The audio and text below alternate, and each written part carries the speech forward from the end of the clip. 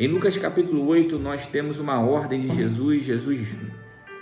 Ele manda os seus discípulos e entramos no barco e vamos atravessar o mar da Galileia. A Bíblia fala que de imediato os discípulos entram dentro do barco e iniciam a navegação. Mas só que durante aquele dia Jesus tinha curado, Jesus tinha pregado, Jesus tinha evangelizado, Jesus tinha libertado vidas, salvado pessoas e Jesus está exausto. No meio da navegação, Jesus deita no barco e dorme. Mas nós tínhamos ali junto com Cristo 12 apóstolos. O círculo mais íntimo de Jesus estava ali no barco com ele. Entre eles, nós tínhamos 3 pescadores, pessoas que conheciam muito bem o mar da Galileia, Tiago, Pedro e João. O ofício deles era a pescaria naquele mar. Eles conheciam como ninguém aquelas águas. Lá estavam os discípulos navegando rumo a Gadara, mas a Bíblia fala que no meio do caminho, inesperadamente, surge um vento. A Bíblia fala que o vento começa a soprar, as ondas aumentam e se torna uma tempestade que começa a assolar aquele barco. A Bíblia fala que aquele barco se movimenta de tal ponto que eles ficam com medo e de estar em perigo, como registrado no Evangelho de Lucas, capítulo 8, versículo 2. Mas ali os discípulos tentam de todas as formas contornar aquela situação e continuar a navegação. Mas Jesus está deitado no barco dormindo.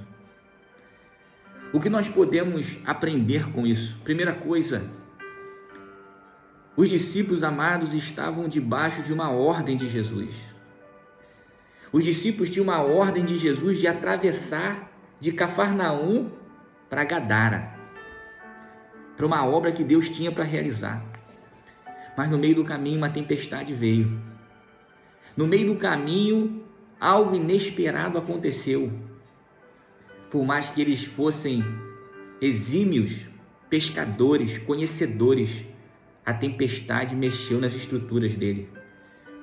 Todo o planejamento que eles tinham não serviu de nada. Sabe, querido, na minha, na sua vida, na nossa vida, nós fazemos planejamento, mas tem dia que o vento sopra, tem dia que as águas rugem, tem dia que as águas se levantam, bramam e dão de encontro à nossa vida e vem para mexer com a nossa estrutura. Sabe, quem sabe você está passando problemas tão difíceis que o seu barco está quase afundando, igual dos discípulos. Quem sabe você recebeu uma notícia que o teu filho está preso por porte de uma arma, por porte de drogas. Quem sabe o seu barco foi balançado pelo vento do adultério de um esposo, do adultério de uma esposa. Quem sabe o vento que está soprando na tua vida seja uma doença incurável. Quem sabe o vento que está soprando contra você, contra o seu barco, aleluia, é o declínio da sua empresa. Quem sabe o vento que está soprando é o desemprego. Certo é, irmão, certo é, minha irmã, que na vida vão soprar ventos contra nós. E serão ventos inesperados. Por mais que você se prepare, por mais que você se planeje, por mais que você possa tentar imaginar o que pode acontecer amanhã, há coisas que vão acontecer e que estarão fora do seu planejamento. Primeira coisa que nós aprendemos neste texto: os discípulos saíram de Cafarnaum para Gadara, atravessaram o mar. Eles imaginavam que ia ser tudo tranquilo. Eles imaginavam que ia ser tudo perfeito. Mas na vida, amado, não tem nada que é perfeito. Na vida, nós temos que entender que nada está no nosso controle.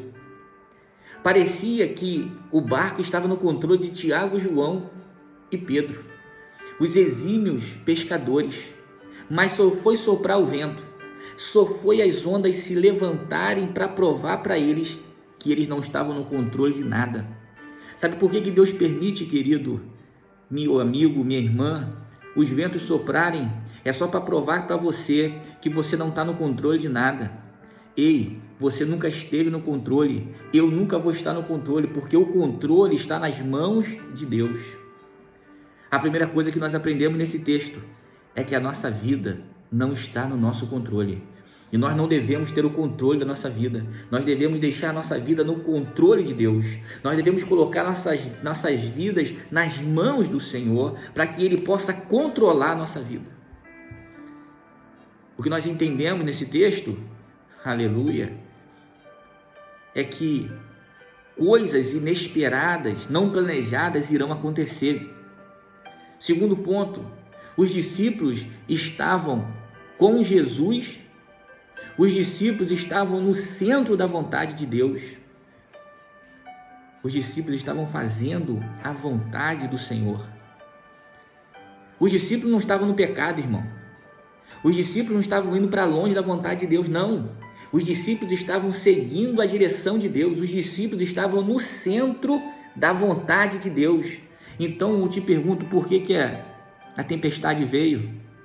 Se os discípulos estavam no centro. A tempestade veio para provar para a gente que mesmo você estando no centro da vontade de Deus, o vento vai soprar, filho. Mesmo você estando no centro da vontade de Deus, as ondas vão vir contra a tua vida. O teu barco vai balançar.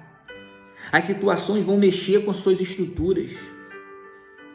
Mas então você vai falar, então eu vou sair do centro. Não, não é para você sair do centro. Não é para você sair do centro da vontade de Deus. Pelo contrário, é para Deus provar a tua fé. Deus permite que o vento venha. Deus permite que as situações aconteçam inesperadamente na minha vida e na sua vida para provar a tua fé. Como que você é quando as coisas não saem como você planeja? O que você faz quando as coisas fogem do seu controle? O que você está fazendo com essa situação? Você está indo para longe do plano de Deus ou você está indo para o centro da vontade de Deus? O vento estava soprando ali, irmão. Isso prova para a gente que o fato de sermos de Jesus, que o fato de estarmos no centro da vontade de Deus, não nos garante vida fácil, não nos garante isenção de problema, isenção de dificuldade. A igreja não é um lugar onde a gente vai em busca de isenção de dificuldade, não. Pelo contrário, Jesus disse que no mundo nós teríamos aflições, mas nós devemos ter de bom ânimo, porque Ele venceu e nós vamos vencer também. Meu querido, você vai vencer. Aleluia, levanta essa cabeça. Fica no centro da vontade de Deus. Se Deus tem uma ordem para você, fica no centro da vontade de Deus. Mas você fala, o barco está quase afundando. Mas se Jesus estiver no barco, aleluia, ainda que ele esteja dormindo, o barco não afunda. Você não pode tirar Jesus do teu barco. Aleluia. A terceira coisa que nós vemos é que a tempestade está assolando o barco e Jesus está dormindo. Sabe, irmão, durante as tempestades da nossa vida, é difícil que elas sejam inesperadas. É isso. Ela é muito difícil porque as tempestades muitas das vezes são inesperadas. Muitas vezes é difícil porque nós estamos fazendo a vontade de Deus e a gente se pergunta, por que eu estou passando por isso se eu estou fazendo a vontade de Deus? Meu Deus, por que eu estou passando essa situação se eu estou no centro da tua vontade? Mas tem uma pergunta, irmão, que ecoa dentro de nós, aonde está Deus no meio dessa tempestade? Eu não vejo resposta de Deus. Quem sabe você se pergunta assim, meu Deus, por que eu estou aqui e eu não vejo o Senhor falar comigo? Eu estou falando com você aqui, é Deus me usando para falar com você. Os discípulos estavam desesperados e Jesus estava dormindo. Parecia que Jesus não estava se importando. Parecia que Deus não estava nem aí para os discípulos. Tem hora na nossa vida que a gente fala assim, Deus não está nem aí para mim não. Mentira. Deus te ama, meu querido. Deus tem o melhor para você. Deus tem um plano para você. Mas o fato de Deus te amar, o fato de Deus ter um plano na tua vida, não significa que Ele não vai deixar você passar por prova, por lutas. E o que mais dói na nossa vida, muitas das vezes que servimos a Deus, é o silêncio. Jesus estava em silêncio no barco, irmão. Sabe, muitas das vezes a gente não consegue ouvir a voz de Deus porque Jesus está em silêncio. Mas o silêncio de Deus é pedagógico. O silêncio de Deus é para te ensinar. O silêncio de Deus é para ver como que você está, se você vai insistir. Insista, irmão, até você ouvir a voz de Deus. Fica firme na presença de Deus. Não é hora de desistir, não. Não é hora de retroceder, não, irmão. É hora de avançar em Cristo Jesus. O vento está soprando, nós vamos continuar firme. O vento está vindo, nós vamos continuar. O barco está sendo sacolejado, a sua família. Fica firme, Shalom. Fica firme. Fica firme. Deixa soprar. Jesus está com você. Aí você vai falar assim, mas Jesus não falou nada comigo ainda, porque não é a hora. Porque ainda não é a hora. Na hora certa ele vai bradar. Na hora certa ele vai falar, cala-te mar, cala-te vento. Na hora certa ele vai te dar o refrigério, mas enquanto isso não acontece, fé. Enquanto isso não acontece, você tem que ter fé. Você tem que manter a sua fé inabalável no Senhor. Não saia do barco, porque Jesus está no barco. Não abandone a tua família. Não abandone os teus projetos. Se Jesus te deu uma ordem que era para você atravessar, então você tem que confiar na palavra. Aleluia. Na palavra dele. Você quer sair do barco por quê?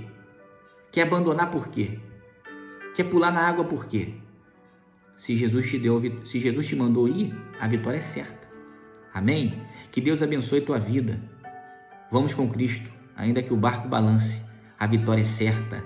Em nome de Jesus, que Deus te abençoe. Que a glória do excelso seja sobre a tua vida, sobre a tua família e sobre o seu lar. Fica na paz de Deus, em nome de Jesus.